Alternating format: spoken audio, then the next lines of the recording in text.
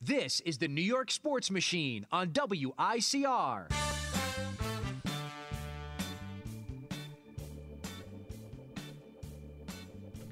And Mike Damergis here along with the great Anthony Carlo on the New York Sports Machine.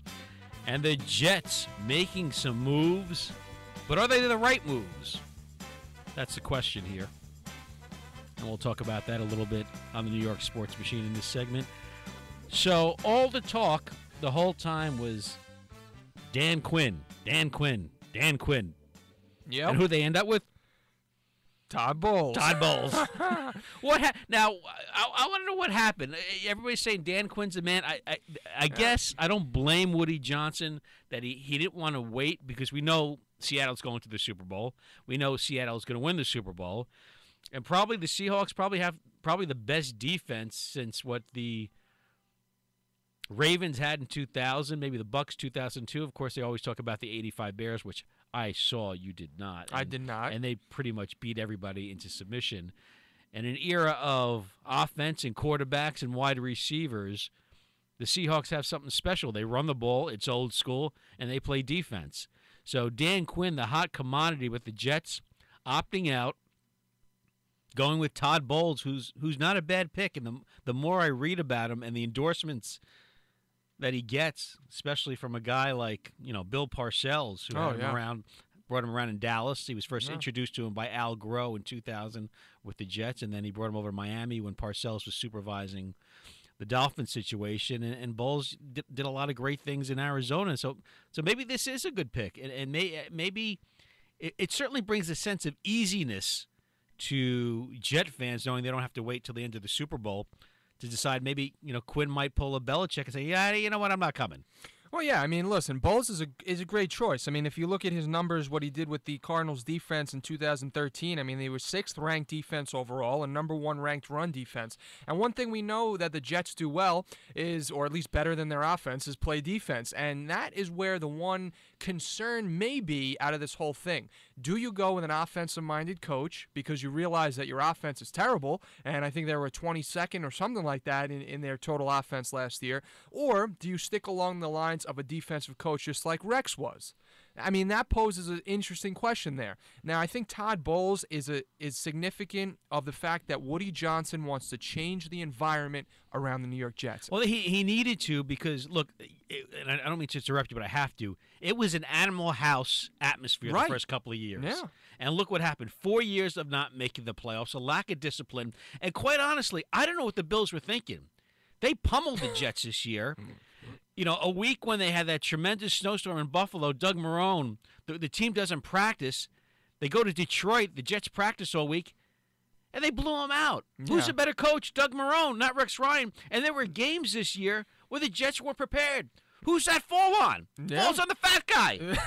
Well, listen, I mean, Rex Ryan, there was an issue with him being too soft on the players. And I think that with Todd Bowles, you're not going to only get a coach that the players like and is a player's coach, but you're going to get a coach who's going to show them tough love. And I think that's what this team may need, especially after, what Ryan had done with this team. Now, Ryan goes over to the Bills, and as you said, he's promising this team in the press conference, hey, post it on the bulletin board. We're going to outwork you. We're going to have a better work ethic. We're going to be playing games in January. The guy's got a lot of confidence. He's got something that wins you over, and that's what he did with the Jets. He comes off with that big ego, that strong belief that he's going to lead a team to success, and I think they chose the quiet guy. Todd Bowles is going to be a not as big of an ego. He's the quiet leader, but I think he's going to get the job done.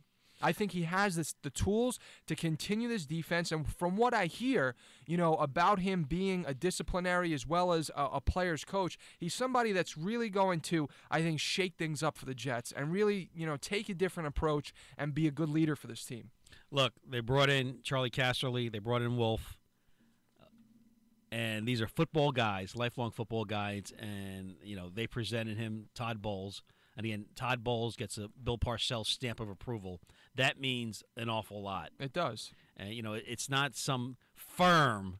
I mean, I wonder who this firm is that picked John Idzik, this pencil-pushing geek. Well, who pretty much destroyed the Jets. I mean, Woody Johnson should get his money back for this whole disaster over John Itzik the last 2 years. So Todd Bowles comes over, kind of like the quiet leader of the Jets, and also an African-American coach. First time for they had Herm Edwards back in 2001, so it's the second time now the Jets had an African-American head coach, and he kind of came out of nowhere. And this wasn't a token interview like they have the Rooney Rule where they have to want you to interview an African-American coach.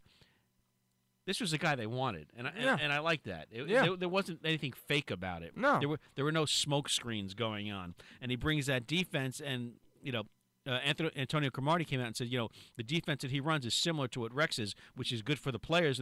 They don't have to get adjusted to a whole new defense. And you talk about continuing the defense. You don't need to have an offensive coach to have a good offense. Case in point. In 1998, Brian Billick was head coach of the Vikings. They scored an incredible number of points under Randall Cunningham, 15-1 in that year. They should have went to the Super Bowl. They lost to the Falcons in the championship on a missed field goal. He goes to the Ravens, and the Ravens struggle on offense for over a decade until they get Joe Flacco. Yeah. And they were a defensive team. Another guy, Mike Ditka, tight end. He's with the Bears, and what are they? They're a defense coach. They're a defensive team that runs the ball. So just because you have a defensive coach doesn't mean you can't have an offensive team. So let's knock that myth right out of there. All right, so let's get rid of that. But what's going to be important here is that, and he's already lining up his coaching staff. I mean, he may have Cardinals linebacker coach Caldwell come over. Chan Gailey, former Dallas coach, will maybe the offensive coordinator. I am not crazy about that. You're not crazy about that? Chan Gailey, been out of football a couple of years. When you're out of something for a little while, you seem to lose touch. But he does have experience as a head coach. Moderate success at best, but a lot of years as a coordinator. And Bill Cowler gave him his stamp of approval for Chan Gailey. So that does say a lot. But Chan Gailey is 63 years old. Yeah. Well, I mean, what are you, ageist here, Mike? Is that what I'm getting here? I'm not an ageist. I like that word. I like ageist. An ageist. I'm not. But you know what? I think players need to be connected to somebody. Who's youthful? Because you're talking 40 years difference between the coach and the players. I think that's look a at Tom lot. Coughlin. Tom Coughlin struggled originally. He didn't relate to the players until they bought into the system. But in this, Bowles, young first-time coach in his 40s, maybe needs somebody to guide him away. Maybe Chan Gailey might be the right move. But there's nothing, how do I put it, spectacular or about Chan Gailey. And I hope I'm wrong. Well, because there's a lot of fixing that needs to be done. No, there is, and I think that the Jets, the first move, and of course we have to mention Mike McCagnon came over as the general manager. The choice to bring over Bowles came a couple of hours after McCagnon was chosen for that general manager position, and McCagnon was excited to meet Bowles. He took he drove with the driver to the airport to meet Bowles off the plane, and they spent a couple of hours, getting acquainted with each other because they had never worked together. And I think that what I see so far is a team they're building, a coaching team, a coaching staff that really, and a front office that is really going to be determined to get this away from debacle and back to success. McCagnon comes over from the Texans. He's brought over there years ago by Charlie Casserly again, and then Casserly, of course, who was part of the Redskins organization. So Casserly has his fingerprints really all over this franchise, and it's good that McCagnon was in on the interview process with his head coach. And everybody warned Woody a couple of years ago that if you're going to hire a new GM, you got to get rid of the coach. You can't stuff a new GM with a coach. And it turned out to be a wasted 2 years. It was literally a wasted 2 years. And I've been watching garbage football from the New York Jets. Garbage football since a loss to the Giants in that game where Victor Cruz ran 99 yards for the touchdown. I've seen garbage football since then. Well, I mean, now we're moving in the right direction. So let's let go of the baggage and maybe let's visit how this team can attempt to improve for this upcoming season. There are going to be some guys that this team is going to look to hold on to. One of those guys, maybe linebacker David Harris, who's going to be up for free agency. It would be maybe a good idea for them to hold on to him. Wait a minute. Is this our yay or nay segment? Yeah, we're moving on, yay or nay. Oh, well, you got to introduce it, the yay or nay segment. Okay, fine. Let's go into yay or nay. So here we have a list of guys that may or may not be able to help the New York Jets. So let's begin with guys that they already have on this team. I mentioned Harris. We'll move on to Willie Colon and then Michael Vick. And we'll see what Mike thinks about these two players. These are now upcoming free agents. Okay. So do the Jets hold on to Willie Colon, or do they let him walk? Willie Colon, he's played 8 seasons already in the NFL. He's been an anchor on this team. He's getting older. Yay or nay? Yay. Okay. How about Michael Vick, starting over with the quarterback position, maybe something that's going to be a hot topic? Nay. Michael Vick is gone. Let me explain a nay. Michael Vick, who got paid $4 million a year, was completely unprepared to be the quarterback of the Jets. Meanwhile, Cardell Jones, who's a third-string quarterback for Ohio State, saves the season and gives him a national championship because he was prepared. A student, a kid was prepared. Michael Vick, a professional, not prepared. Nay. Okay, so that's a nay. Now, let's stick with this quarterback position since we hit Michael Vick. Now, as we know, the 2015 NFL Draft is coming up, and as we know, Marcus Mariota and Jameis Winston will be in that 1-2 spot, in the draft interchangeably. The Jets, it would be on a wing and a prayer that the Titans or the Buccaneers would pass up on Mariota and Winston. I don't think it's happening. Just talking to Jersey Joe Archino before this about whether or not the Jacksonville Jaguars or the Tennessee Titans would go for him. Now, the Jaguars they're already set with Blake Bortles. The Raiders. I don't know if to say they're set with Blake Bortles. I don't know about that. If Mariota's available. Yeah, but do you really think they draft the QB 2 years in a row? A player like Mariota comes along how many times in a lifetime? I mean, that's true, but I mean... You can always trade Blake Bortles up. I'm sure they're going to have a lot of takers out there, a lot of teams, namely the New York Jets, namely the Buffalo Bills, or maybe even the Chicago Bears, do need a quarterback. Right, and then you got the Raiders in that, who's going to have a shot at that, but they already got Carr, a young quarterback. I think they're set with Carr. All right, so if there is a godsend somehow for the New York Jets and those teams, let's say, let it be the Titans, the Jaguars, and maybe the Bucks pass, somehow they pass or they choose somebody else, who would you take, Jameis Winston or Marcus Mariota, if you're the New York Jets? Jameis Winston. Nay, I don't want his baggage. I don't want his trouble. That's interesting. That is interesting. I forget it. I'll pass on him. A lot of reasons I could go into. Is he another Cam Newton? Maybe. I mean, Cam's had led his team to the playoffs, but I don't think Cam's lived up to the hype that everybody thought he would be. And I don't want the problems with Winston. Please, I don't need more Jets getting arrested. They've already had 2 arrests since the end of the season. But he could be the savior, Mike, based on his NFL. All right, we'll move off of him. So some other free agent names coming up this year. Now, this guy is not a free agent yet because he's still a member of the Chicago Bears. But if Jay Cutler was released by the Bears and everything was, taken care of in his career in Chicago, no. Nay. Now, why? Well, listen to me, Mike. What? This team has been struggling with Geno Smith. I swear to you, I would take a homeless person off the street and put them in the quarterback, and you're here turning down Jameis Winston, Jay Cutler. I mean, who the hell are you on? First off, Jay Cutler, how much of that contract am I going to have to swallow? A lot of it, probably. Okay, forget it right there. I'm not wasting my $40 million I could put towards other players. Secondly, Jay Cutler is a reincarnation of Jeff George. Big arm, horrible footwork, and got chicken noodle soup in his brain.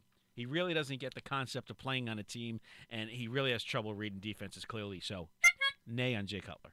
Can I just ask you a question then? Playing yay or nay. I don't want any questions. We are, but I need to ask you a question. Where is this franchise going with a quarterback? Because are we sticking with Geno Smith, who you avidly said needs to be gotten rid of last year? Because if you're getting rid of Michael Vick, that leaves us with Sims, the third stringer, being our quarterback if Geno's not the guy. So that's why Jay Cutler, to me, it's a good. I might have to have Kyle Orton come out of retirement. Phil Sims. Come on out. Come out of the broadcast booth, Phil Sims. He's competitive. Oh, man. All right. Anyway, what about a Brian Hoyer? He's a free agent. Browns didn't do too badly. Yeah, I think that would be good. The Jets could run the ball. They got the defense. Game manager, maybe. Game Brian manager. Hoyer. Yeah, they need someone that's not going to destroy him with turnovers.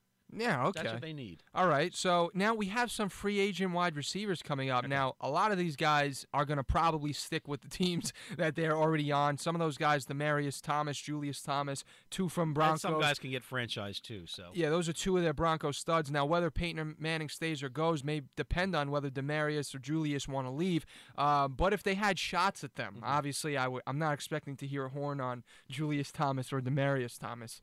I don't see why you would horn them. I can't horn them. Anything's an improvement over what they have now. So yes right. to both. Now, C.J. Spiller, he will be a free agent. The Bills, I assume, again, are going to sign C.J. Spiller and maybe try and do something to continue to hold on to him. But whether you yay or nay him, I don't know. Well, all things considered, you don't know what they're going to take it.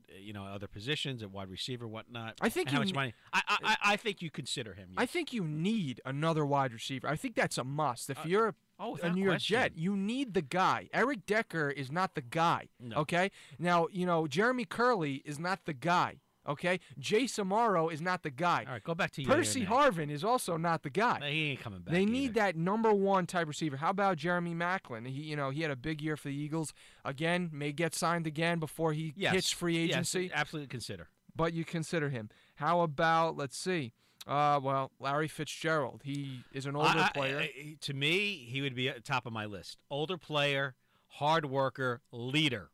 That's the key word, leader. Absolutely on Larry Fitzgerald. He's one of those guys that I think he's in such incredible condition, is so mentally prepared all the time. I think this guy could play into his late 30s. All right, and how about Randall Cobb, another most likely to stay with the Packers based on Aaron Rodgers and the way those two hook up? You consider him, but he's not going anywhere. I mean, you got a quarterback. What are you going to do? You're going to go from a quarterback like Aaron Rodgers to he doesn't know who can get him the ball at this point. Exactly. So you're not going to leave. So realistically now, moving off of all those free agents, most of which will probably stay with the teams that they've already been successful with. And now we look at the draft. Now the Jets, aside from Jameis Winston and Marcus Mariota, are in a spot at the number 6 pick to take on somebody like maybe a Devontae Parker, who in the draft was a good wide receiver out of the college football this year. Can they turn him into maybe an Odell Beckham Jr. like the Giants have hit gold with Odell Beckham? You don't know, and what's going to determine where he goes in the draft, obviously you got to find out who you're going to sign to. So if you get receivers ahead of the draft, you could start looking towards cornerbacks. Yeah. You could maybe start look to building the offensive line because it's starting to get a little old under Mangold and Ferguson now. So you're going to have to start to look to build the offensive line. So it's kind of premature right now to see who they would take. I mean, obviously you want to see who they're going to take, what I'm saying, but you don't know how they're going to build a lot of wide receivers, there in the free agency class, what cornerbacks are available, what defensive backs are going to be available. So it depends who they get in free agency is the way to go. So the best possible case, the Jets maybe can come up with a draft pick like a Devontae Parker and try and bolster that offense with another receiver. Their running game needs to improve because they do have two talented running backs in Chris Ivory and Chris Johnson. They just Chris Johnson is done. He's finished. First off, Chris Ivory I think is a good running back. He's good. He's definitely a good running back. Cardell Jones, say he decides he's going to enter the draft. If he decides. Yeah, if he decides. I will give him a yay if he's available at number 6. I think the Jets should take him because there is minimal alternatives right now for the Jets at quarterback. You cannot go another season. Woody Johnson. You cannot go another season with Geno Smith. I cannot take going to these games and it being over by halftime. Enough. Well, now you mentioned Cardell Jones, but he will be the guy if he returns to Ohio State. He'll be the guy for that team. Well, there's no guarantee about that too. I mean, there's no guarantee he's going to get that starting position. No. It's not going to be handed to him. If I'm him, show me the money. Yeah. Show me the money. Take the money. You know what? And go to the NFL. Look, what it comes down to is John Idzik had a lot of room to work with getting players. The only player he got was Percy Harvin after the season was half in the tube. So what this team needs to do, in my opinion, is go out, try and get a receiver, whether it be through the draft or maybe they're lucky enough to have one of these wide receivers out in free agency, one of these big names not return to their successful team. get somebody who can be a solid number one for you. That way, Decker can build off of that. You have that number one guy. You have that 1-2 punch. Have some hope in Chris Ivory to have a big running year and try and figure out, whether it be through free agency or somehow a miracle in the draft, how to build at that quarterback position. Those are your three main concerns to me. Don't touch the defense. I know you said cornerbacks, but to me, the secondary, yeah, it's bad. To me, this team needs more help on the offensive end. If you weighed both ends of it. Wait. I got to be honest with you. If push comes to shove, and if the defensive back or the cornerbacks available to me either free agency, trade, draft, and the cornerback's better than the wide receiver, I'm taking the cornerback. Because I can't. If he's better, I can't take any more of watching guys getting burnt in the Jets secondary. No. I can't stomach this anymore. I'm not telling you to. I'm not saying to go out there and settle for another wide receiver. I told you a number one. If they had come across, whether it be an older wide receiver in free agency, okay, all things equal, wide receiver, cornerback, I take the receiver. But if the cornerback's better, because. All right. I'm taking the cornerback. Because 22nd and 25th overall in offense in the last 2 years, I mean, you need something or someone. Well, who the quarterbacks have been? Well, yeah, but who the quarterbacks been for the last 4 years? I agree. Quarterback and wide receiver. You need to make a change there. And whether that be, third stringer Sims, the son of Phil Sims, or, whether it be somebody, I would like to see him get some more playing time this year. They had nothing to lose. I don't think it would be the worst case scenario to sign a Jay Cutler or a Brian Hoyer and try and make something out of them at the quarterback position if, of course, they're not lucky enough to run into a Jameis Winston or Mariota, but that's very unlikely. I don't know. I think at the 6th pick in the draft, it's going to be highly unlikely that all those teams pass up on Mariota and Jameis Winston. All right, well, as we move closer to the draft, we'll have a little more analysis. We'll know where Cardell Jones is going, and you'll have a better idea of things. Anyway, for this edition of New York Sports Machine here, Mike Damergis, Anthony Carlo. We'll see you next time.